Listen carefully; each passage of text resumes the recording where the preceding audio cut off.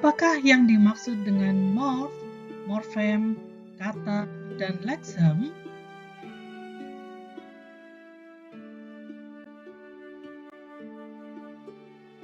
Ya, beberapa pendapat mengenai morfem, misalnya Aronoff dan Kudeman, mengatakan bahwa morfem adalah bagian linguistik terkecil yang sudah memiliki fungsi gramatikal.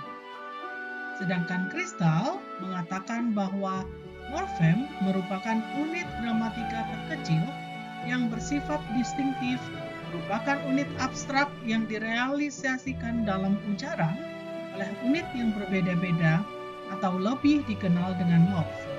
Morfem dapat direalisasikan oleh lebih dari satu morf sesuai dengan posisinya dalam kata atau kalimat. Nah, bagaimana memahami definisi morfem ini? Sekarang coba kita cermati. Pada bagian ini ada kata baca. Selain kata baca, kita juga mengenal kata membaca, dibaca, dan terbaca. Nah, baca, membaca, dibaca, dan terbaca adalah kata. Lalu, manakah morfemnya? Sekarang kita lihat kata baca. Baca merupakan morfem, tetapi membaca, dibaca, dan terbaca bukan morfem. Sekarang coba kita cermati.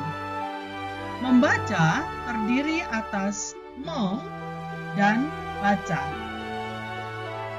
Maka membaca terdiri atas morfem menasal dan baca. Dibaca terdiri atas morfem di dan morfem baca. Terbaca terdiri atas morfem ter dan baca. Dengan demikian, apa sajakah morfem yang kita temukan? Ya, morfem yang kita temukan adalah morfem baca, morfem menasal, morfem di, dan morfem ter. Lalu bagaimanakah dengan morfnya? Maka morf yang kita temukan dari data ini adalah morf baca, morf mem, morf di, dan morf ter. Lalu apakah yang dimaksud dengan morf? Apa perbedaannya dengan morfem? Kita bisa mencermatinya pada mem dan menasal. Jadi mem ini merupakan morf, tetapi morfemnya adalah menasal. Mengapa demikian? Mari kita cermati slide selanjutnya. Ya, ini adalah morfem menasal. Morfem menasal ketika dibubuhkan pada morfem yang berbeda, maka morfem menasal ini bisa bervariasi. Misalnya, ketika dibubuhkan pada baca, morfem menasal bisa bervariasi menjadi mem. Ketika dibubuhkan pada morfem daki, maka menasal bisa bervariasi menjadi men. Begitu pula ketika dibubuhkan pada garu, menasal bisa bervariasi menjadi meng. Nah, variasi menasal inilah, yaitu mem, men, dan meng, inilah yang disebut dengan variasi morfem atau alomorf. Sehingga pada data ini dapat kita temukan alomorf menasal, yaitu mem, men, dan meng. Lalu bagaimanakah dengan morph, tadi kita menemukan bahwa morph adalah mem. Ya, jadi sebelum sebuah bentuk itu diketahui apakah dia morfem atau bukan, maka istilah yang digunakan adalah morph. Pada bagian tadi, kita belum menentukan apakah mem adalah sebuah morfem atau bukan. Sehingga istilah yang digunakan adalah morph untuk mem. Nah, ketika diketahui bahwa morfemnya adalah menasal, maka mem ini merupakan variasi dari morfem menasal.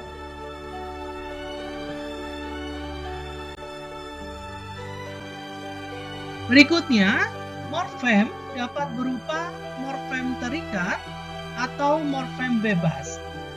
Morfem terikat berarti morfem tersebut tidak dapat berdiri sendiri. Dia harus terikat dengan bentuk dasarnya. Misalnya ber tidak bisa berdiri sendiri, tetapi harus terikat, misalnya dengan jalan menjadi berjalan, dengan diri menjadi berdiri, dan seterusnya. Begitu pula dengan menasal. Menasal tidak bisa berdiri sendiri, tetapi harus terikat, misalnya dengan garuk menjadi menggaruk, daki menjadi mendaki, dan seterusnya. Begitu pula dengan di dan maha. Maha tidak bisa, misalnya Tuhan Maha tidak bisa, tetapi harus terikat menjadi Maha Kuasa, Maha Esa, atau seandainya dengan siswa maka menjadi mahasiswa. Begitu pula dengan di. Dimakan, diminum, dan seterusnya. Di sebagai morfem terikat tidak bisa berdiri sendiri. Nah, berikutnya adalah morfem bebas. Morfem bebas bisa berdiri sendiri sebagai kata. Misalnya makan, jalan, tidur, dapat. Ia tidak perlu terikat dengan atau tidak harus terikat dengan bentuk yang lain. Sebab itulah dikatakan sebagai morfem bebas. Bagaimana dengan leksem dan kata? Leksem merupakan unit abstrak yang menjadi unit fundamental leksikon. Leksem merupakan satuan dasar leksikon, sedangkan kata merupakan satuan gramatikal. Nah, sekarang kita cermati contoh berikut. Gunung, menggunung, pegunungan, bergunung. Manakah yang kata? Ya, semua ini adalah kata. Gunung merupakan kata, menggunung merupakan kata, pegunungan merupakan kata, bergunung juga merupakan kata. Lalu, manakah yang merupakan leksem? Nah, dari kata-kata ini, kalau kita cermati, semuanya mengacu pada makna gunung. Menggunung mengacu pada makna gunung, pegunungan mengacu pada makna gunung, begitu pula dengan bergunung. Dengan demikian, makna yang terdapat pada kata gunung, menggunung, pegunungan, dan bergunung ini memiliki konsep makna atau inti makna yang sama, yaitu gunung. Dengan demikian, leksem pada kata gunung, menggunung, pegunungan, dan bergunung adalah gunung. Sehingga di sini yang menjadi leksemnya adalah gunung. Bisa Anda bedakan, bukan? Ya, Anda dapat mencari kata-kata yang lain dan mencermati manakah yang merupakan leksem. Terima kasih.